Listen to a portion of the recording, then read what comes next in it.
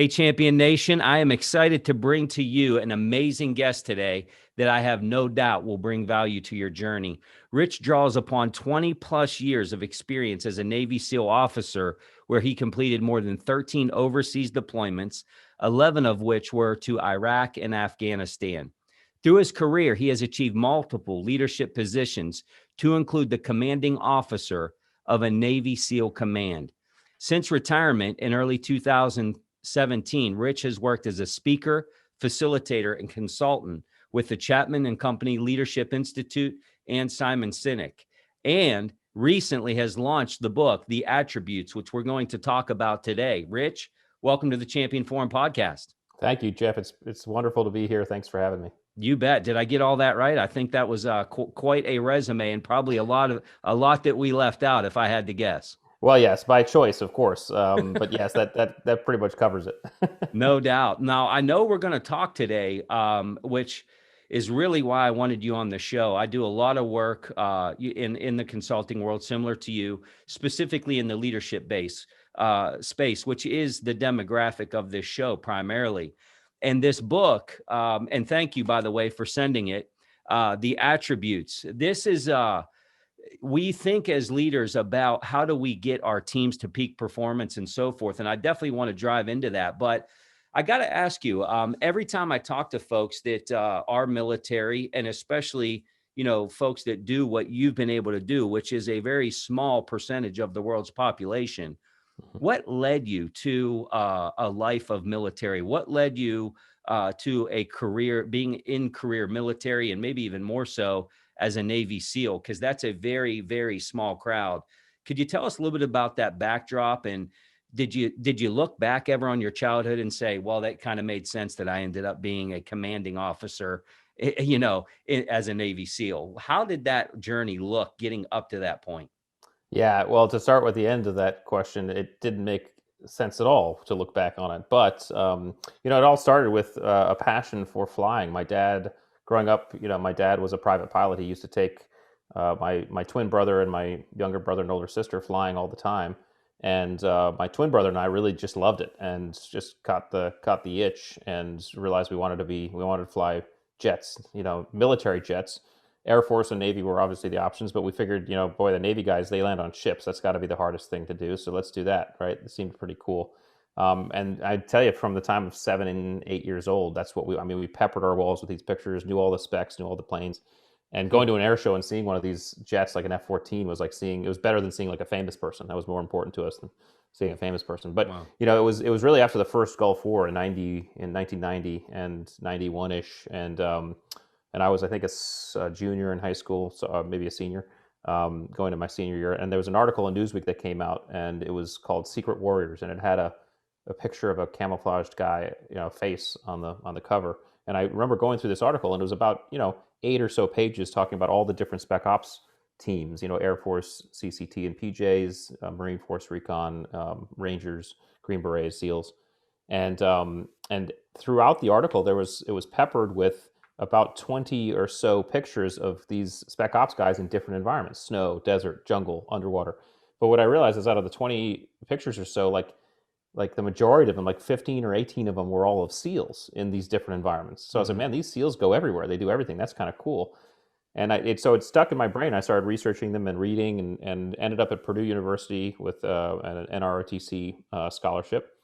And ultimately made a decision, in saying, I never wanted to be. I knew I could be a jet pilot, but I never wanted to kind of be in my jet cockpit and look over at a bunch of SEAL team guys and say, could I do that? And wonder. And so I said, I want to do this. And so I applied. I got selected and went to SEAL training. I was there, showed up in 1996, July 1996. I checked in, and the rest is history. Was a SEAL from that point on until I retired in end of 2016. So it was a heck of a ride, because obviously we know that was a very kinetic period for the world, and certainly us.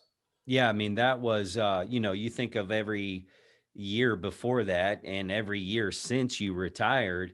I mean, that was the heat of it, right? Yeah, it really was. And I've had other SEALs on the show, and Spec Ops, some folks that you obviously work closely with in Talent War Group, Mike Cirilli and Yeah.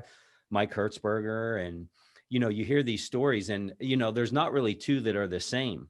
And obviously you being in not only as a SEAL, but now also, 20 years as a Navy SEAL commander, you're intimately involved in this world renowned SEAL selection process. Mhm. And now you're the leader of leaders, if you will. You're the one that is making decisions on who is that going to be. And this world renowned process of, call it candidate selection, you're whittling down these exceptional candidates down to a very small group of elite performers, elite, some of the world's best. And I've heard you say, on social media and some other outlets, that you were often surprised by which recruits would wash out and which ones succeeded.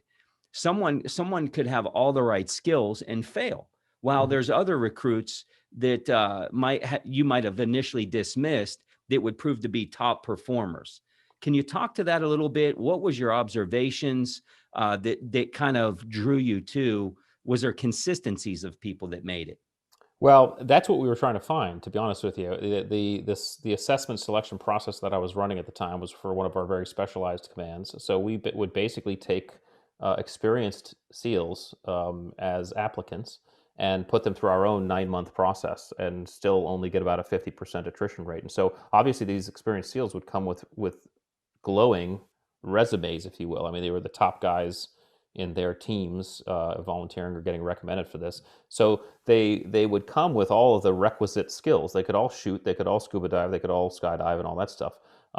When we put them through our process, though, and the guys were failing, we were having a great amount of difficulty explaining why they were failing, other than things like, well, they couldn't shoot very well in this environment or do this. And it didn't make sense because these guys were already experienced. So the assumption was these guys already had the skills. So what was it that was causing these guys to fail? And so I was tasked by my commanding officer at the time to better articulate the process, because we were getting questions not only from the head shed or the leadership above us, but questions from ourselves because we were frustrated we couldn't explain it. But really, more importantly, we couldn't effectively explain it to the candidates that we were telling, I'm sorry, you didn't make it, right? And it's a hard pill to swallow when someone's Mhm. come from kind of a top performing group and trying to apply for this other group. So ultimately, what I had to do was kind of look back and ask the questions that were asked when SEAL training was first kind of created, and it still kind of goes on. And the one anecdote that I'll kind of give to describe what goes on in SEAL training is in basic underwater demolition SEAL training, which is BUDS. It's where a Navy person goes to become a SEAL, and it's a Mhm. 6-month grueling process. Some of the toughest training in the world. You spend hundreds of hours, for example, with boats, running around with boats on your head, right? You Mhm. spend hundreds of hours exercising with 300-pound telephone poles and running around with those things on your shoulders. You Mhm. spend hundreds of hours sitting freezing in the surf zone. In my 21 years as a SEAL, and throughout all the kinetic nature of the time frame, I did hundreds of combat missions, and I did thousands of training evolutions. Never on one of those did I carry a telephone pole on my Mhm. shoulder or a boat on my head. Right. Mhm. So what that told us and told me and reminded me was that activity that they were doing to us in SEAL training had nothing to do with training us to be Navy SEALs. What those activities did was they were causing these innate attributes, these kind of hidden qualities that to kind of come to the fore, to see if we uh, had what it not if we had the skills to do the job. The question is, could we do the job, right? Mhm. So in other words, not if we knew how to do the job, but if we Right. could do the job. And the differences between those two words are actually pretty distinct, right? How to and can, two Mhm. different things. Especially when Spec Ops holistically, not just SEALs, but Spec Ops holistically, the job in essence is the ability to dive deep into uncertainty and unknown, because that's what combat inherently is. But especially special operations type style stuff, because you're designed to go do things that the enemy is not expecting you to do, frustrate, deny, whatever it is. Just think in ways that the enemy might not think, and so you're automatically supposed to think in those terms. So this is what separated attributes and skills for me, and I began to define it. And Mhm. And that subsequently, as I got out of the Navy, realized that, hey, this was happening everywhere. Businesses were forming dream teams based on these very visible skills, Yeah. and they weren't considering these innate inherent qualities. And that's what kind of was the impetus of the book.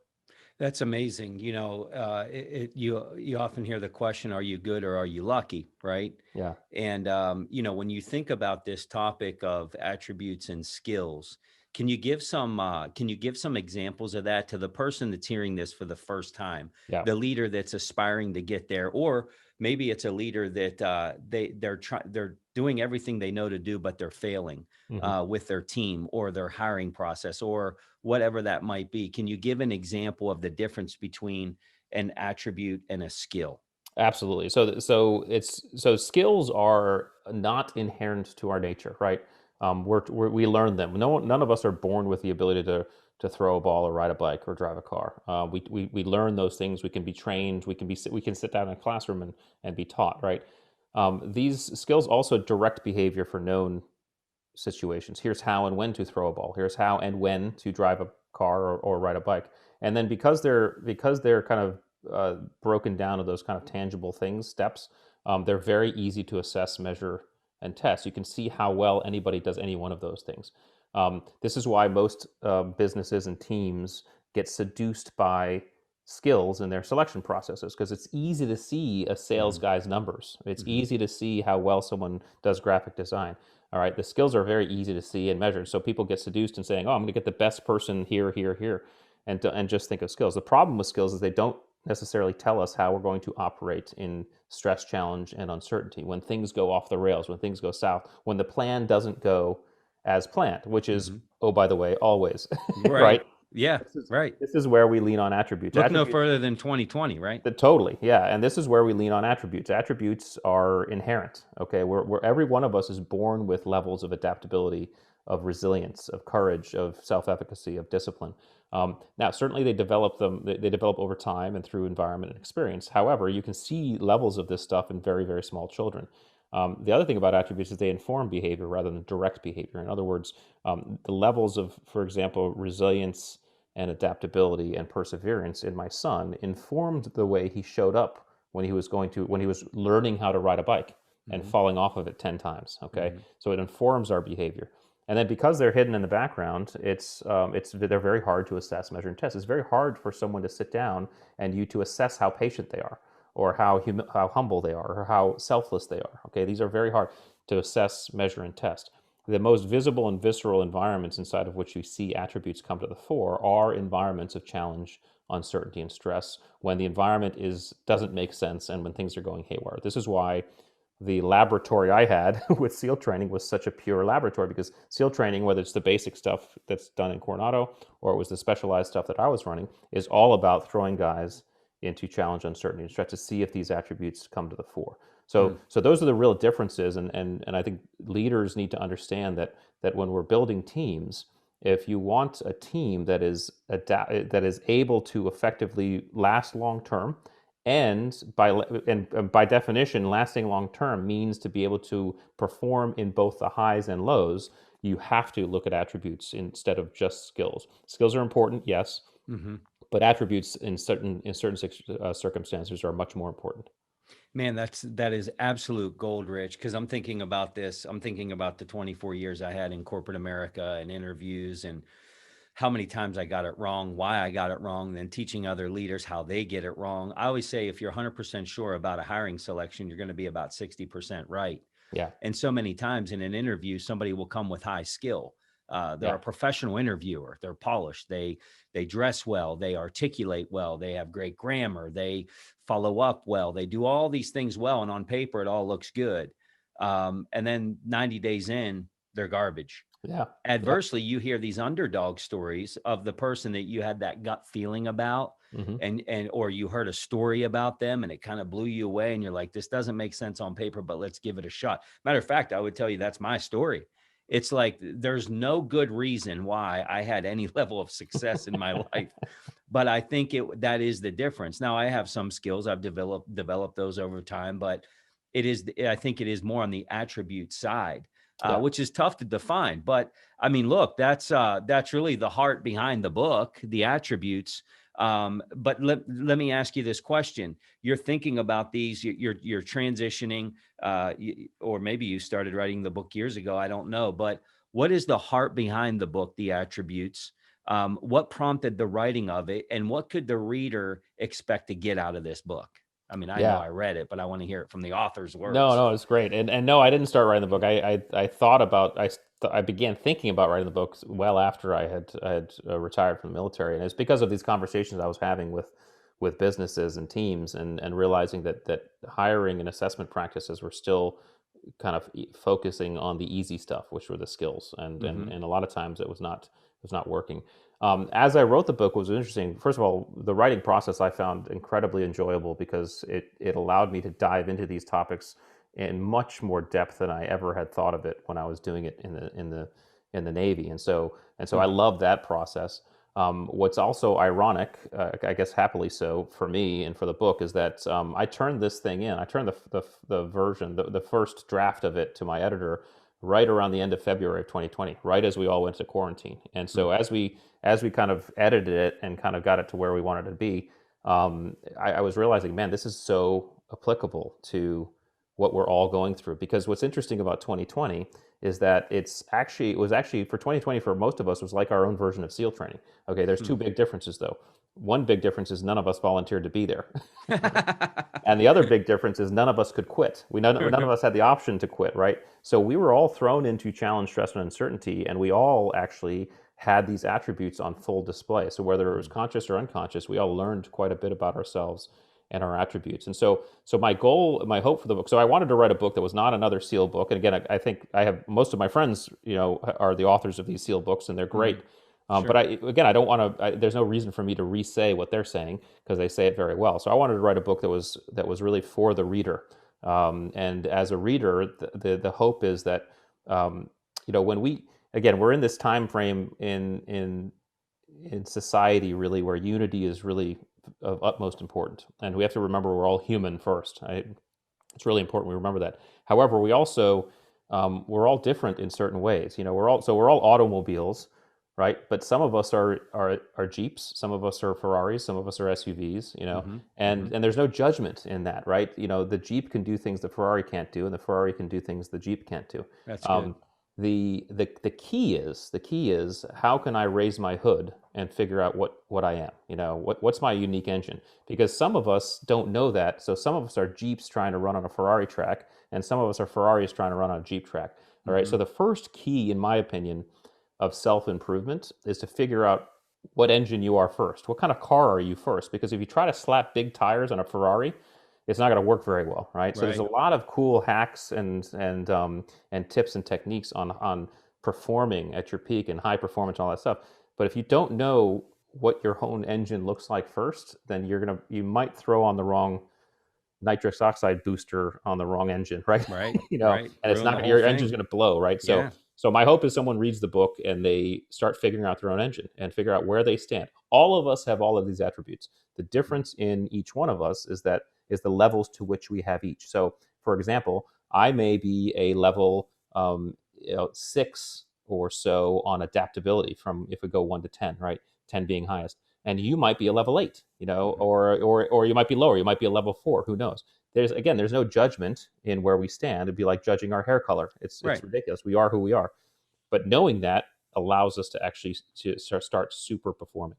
And that there's an assessment, correct? Yes. Yeah. And that comes with the book, or is that something that people can do without the book even? Yeah, I wanted to make it completely free. And I think I saw it on the website. Yeah, right? You can do it without the book. You can go to the website and take it. Of course, I encourage you to read the book because it'll help define those attributes to a nice degree, and you'll understand exactly what each attribute means. But no, you can go to the website and take it for free and figure out where you stand. The caveat to that assessment is that when we put that together, we basically designed questions. First of all, attributes are most effectively assessed in experience and environment. Okay, throw them into because it has to be and especially environments of uncertainty. So doing it based on an assessment where you're answering questions is a little bit more difficult.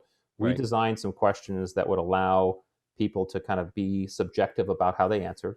we pushed those questions to about 1,000 people globally and got the data back and crunched the data. And so when you take the assessment, what you're going to do is you're going to, first of all, I encourage people to think about the questions before they answer them. But the results you get are going to be as compared to 1,000 people. Okay, that's the best we can do with a written assessment on attributes. To say, hey, based on 1,000 people, here's where you sit.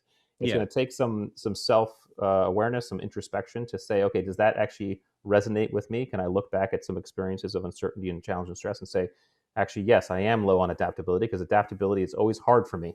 You're right. Yeah. And ask those questions. So the assessment is really a nice start point for someone to begin. So do people take the assessment then read the book? Do you think is that what do you Well, recommend? I mean, I think ideally I would recommend reading the book and then taking the assessment, because So I'm by right on reading the track. book, yeah, so yeah, you are, yeah. So by reading the book, you get a sense of what each attribute is, Yeah. and that will help you kind of introspectively answer the questions better, I think. So the recommendation, but again, you can do it either way.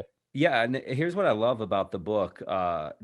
Yes, I am promoting it. It's amazing. And what I like about it is it breaks down different attributes. So we have here the grit attribute, the mental attributes, the driver attributes, the leadership attributes, which I loved that section, and team ability attributes. So, Rich, talk to the leader that is leading an organization, leading a team of people. We're talking to individuals, and individuals should read this and kind of know. But here's what you've come to learn, what I've come to learn in leadership is desire alone isn't enough, and leaders have this responsibility to get the right people in the right places. So we can't just rely on people to know their own attributes. As a leader, it's also our responsibility to make sure who is on our team. Yeah. What can they do, and getting the proper people in the proper place. How does this book play into that a little bit, and how can we use some of this to make sure that once we're given a team or we inherit a team, that we can use some of this same thinking and make sure that we have the right people in the right places? Yeah, it's a great question, and so just a quick note: when I was writing the book, was really when I began to categorize these attributes. That was another kind of cool epiphany that I came to as I was deconstructing these things. I said these are seemingly clumping into these categories, which really was cool I love it. to take shape, and really kind of helped codify these different concepts. Mm-hmm.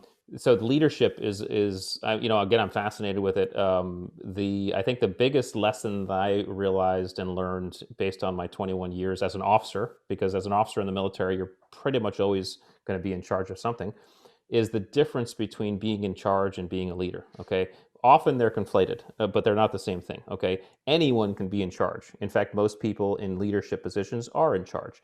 Being a leader, however, is chosen by others. You can't self-designate. You can't call yourself a leader. It's like calling yourself funny or handsome. Okay, other people get to decide. Leadership is based on behaviors, and those behaviors that we execute are what allow other people to decide, oh wait, actually that's someone I would follow. Now, we all know this intuitively, because we all know in our side of our organizations there are people who aren't anywhere near the hierarchical in charge positions, yet we'd follow them to hell and back because of the way they behave. Okay.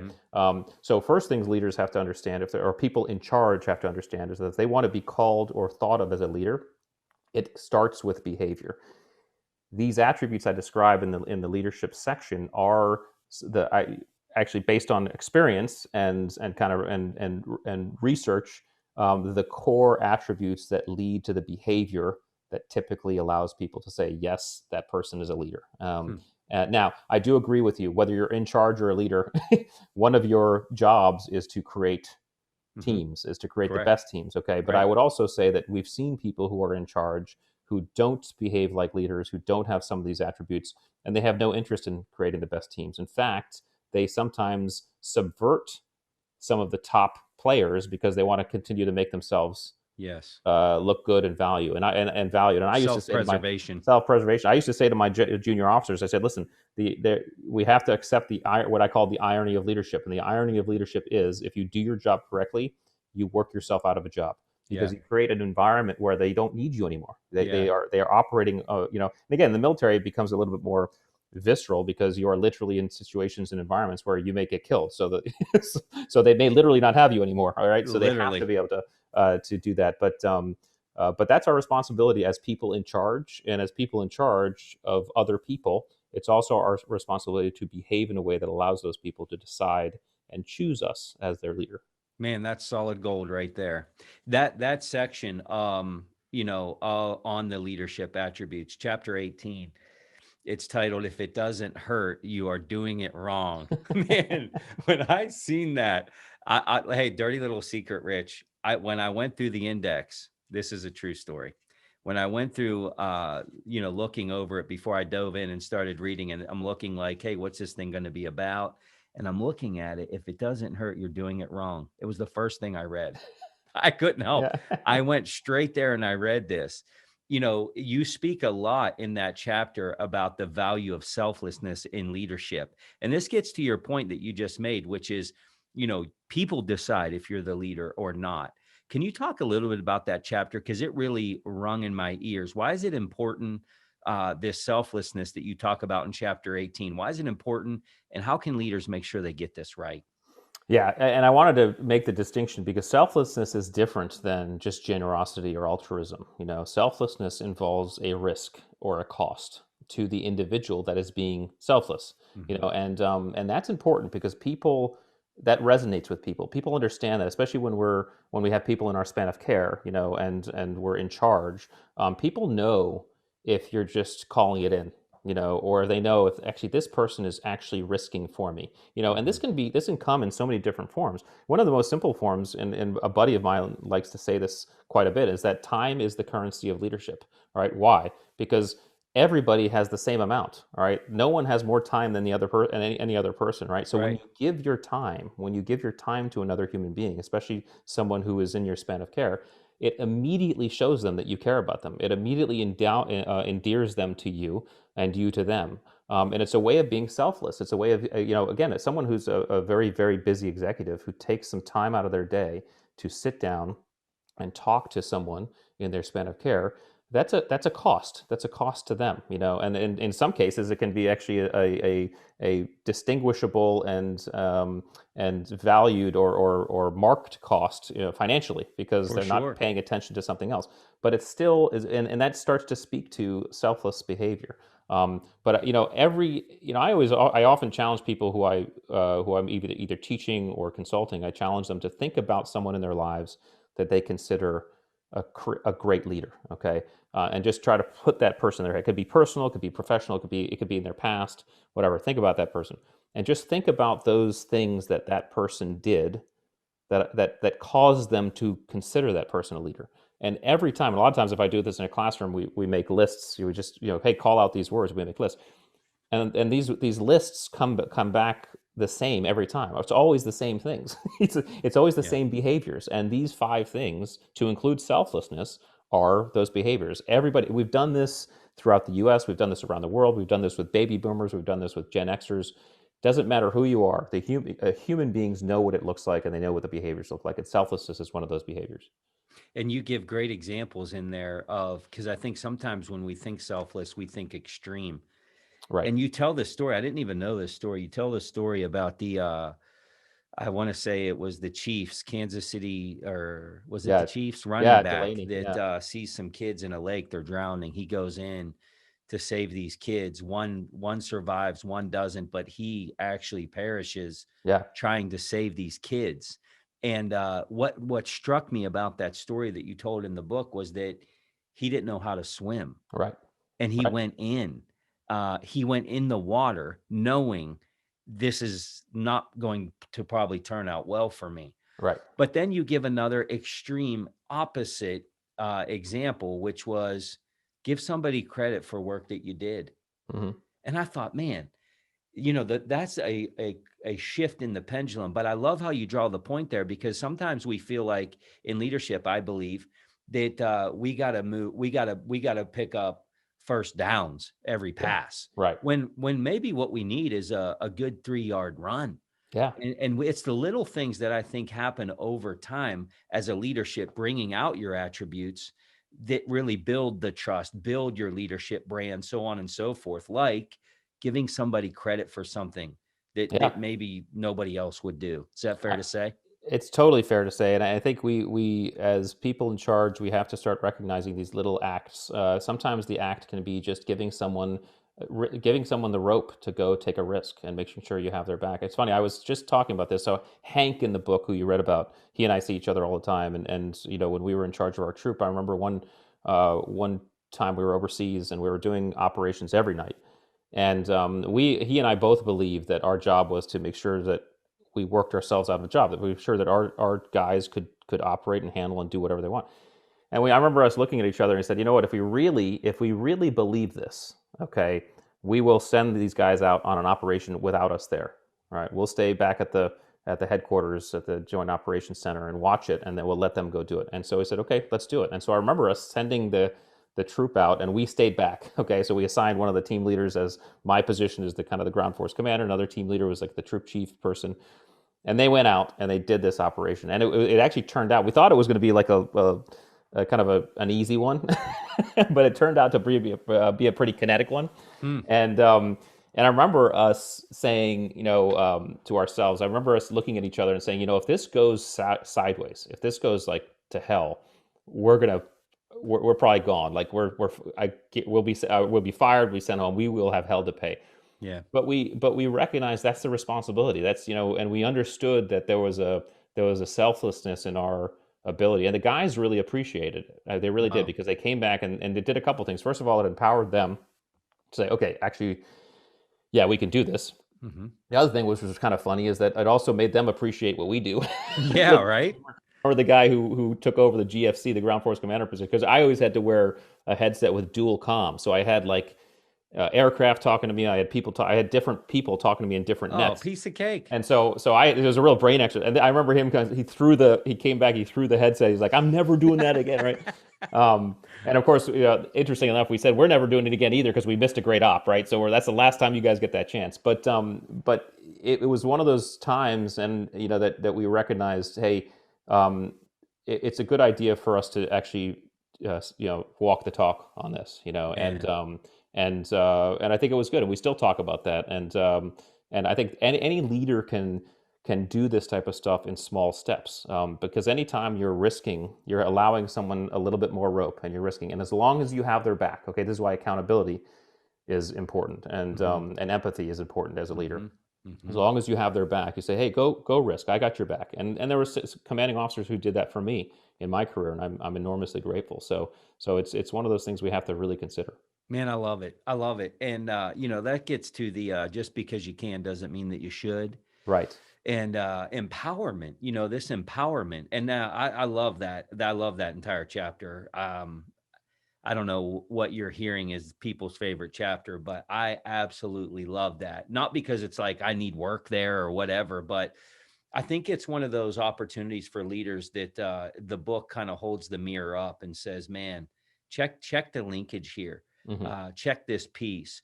Rich, what are some of the more surprising attributes common among high performers that you've experienced, specifically in your leadership tenure?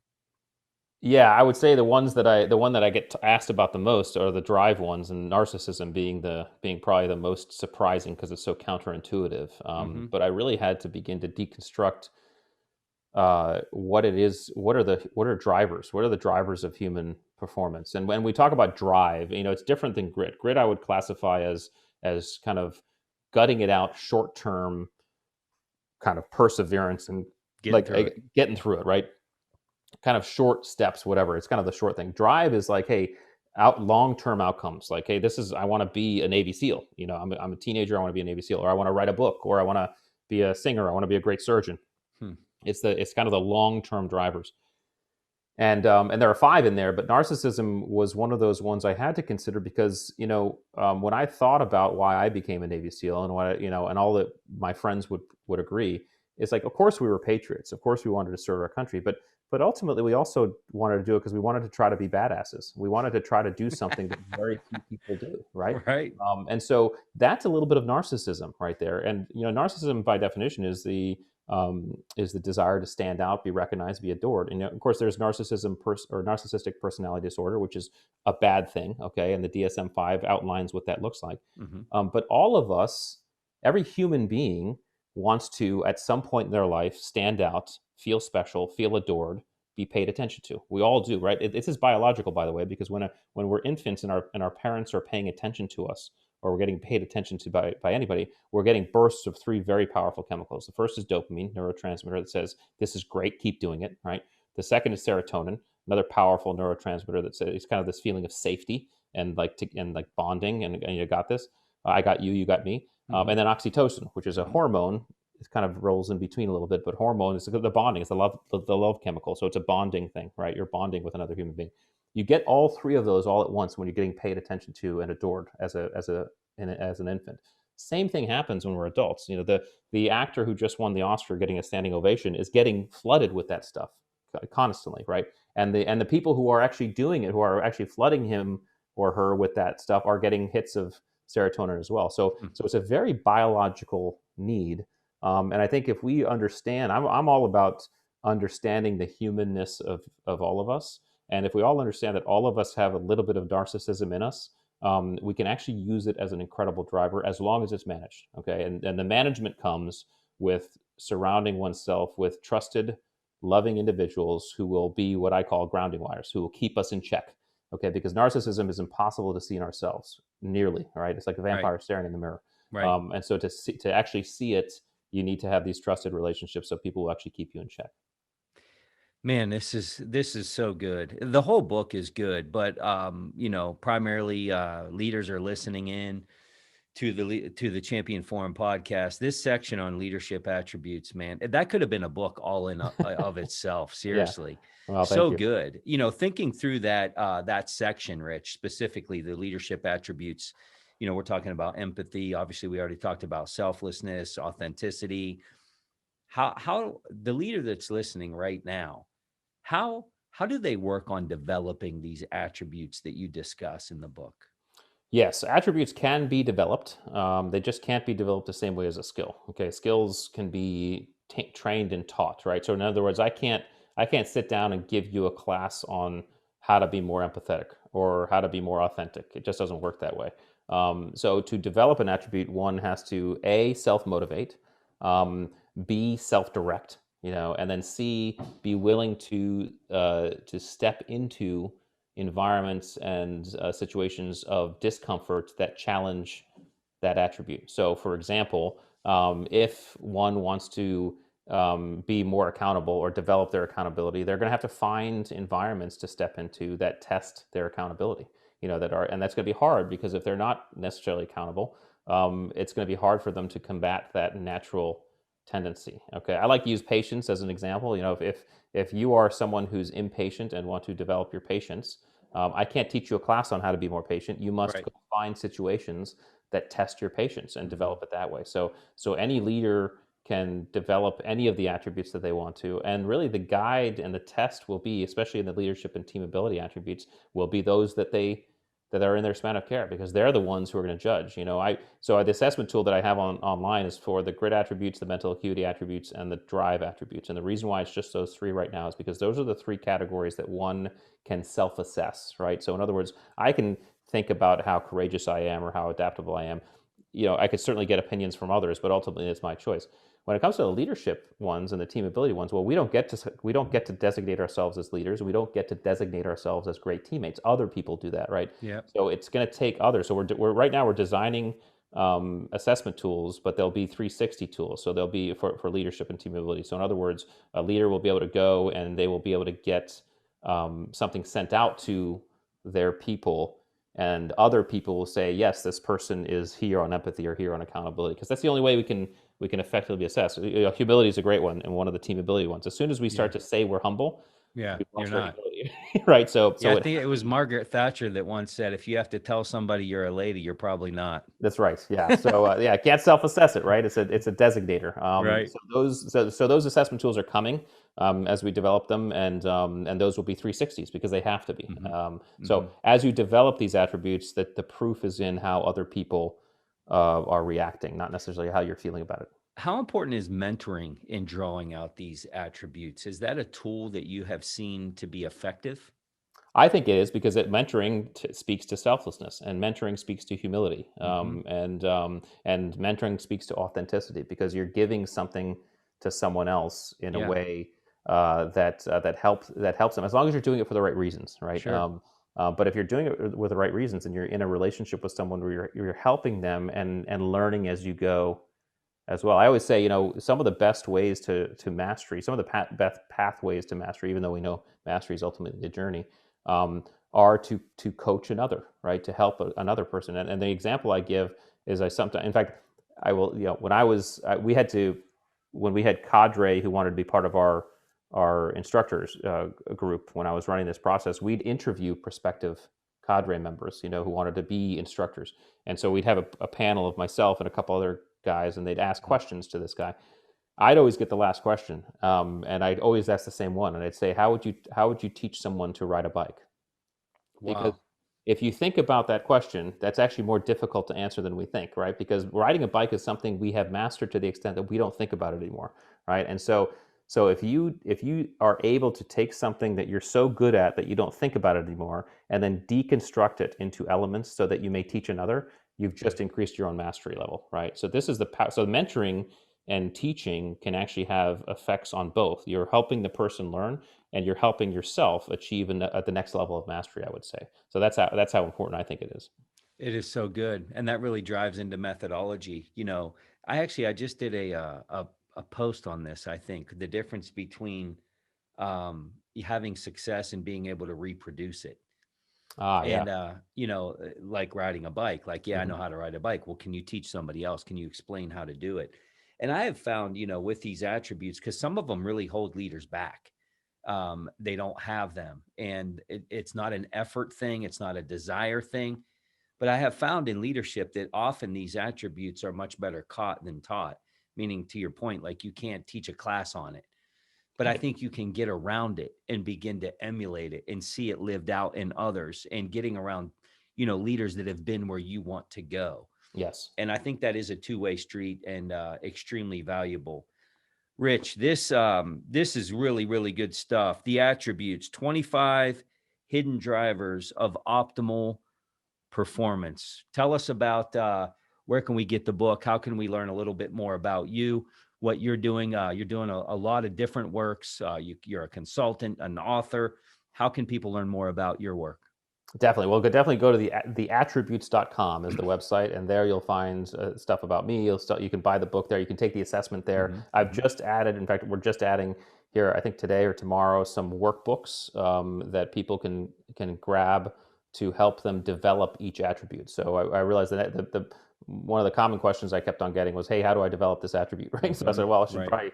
I should probably develop some workbooks to help guide people through that process." So those will be available there soon.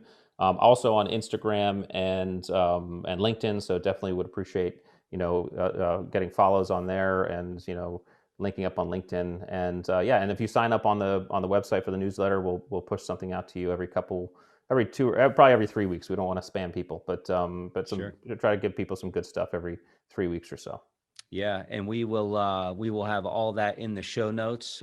Easy access to Rich. You'll have links to the attributes website, all of his social profiles. Rich, any last words? I appreciate the opportunity to talk about the book. I appreciate what you're doing because you're doing great work. I think anybody who dedicates themselves to the pursuit and the kind of analysis of leadership and knowledge and performance and potential is only doing good work for us. So thank you for what you do, and thanks for having me.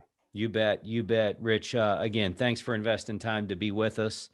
Thank you for your service and everything that you're doing to help others reach their fullest potential, even after service. So, appreciate you being with us, Champion Nation. Appreciate you all investing time to be with us for another episode of the Champion Forum podcast. Like I had mentioned earlier, make sure that you go to thechampionforum.com/show notes. You can also get the show notes emailed to your inbox every single week. What you'll find in these show notes is some activity type questions based off of every single episode. For this episode, you're going to get the links to Rich's website, his social medias, and how to contact him. So appreciate you all joining, and never forget it. You all have been set up to be champions in this life.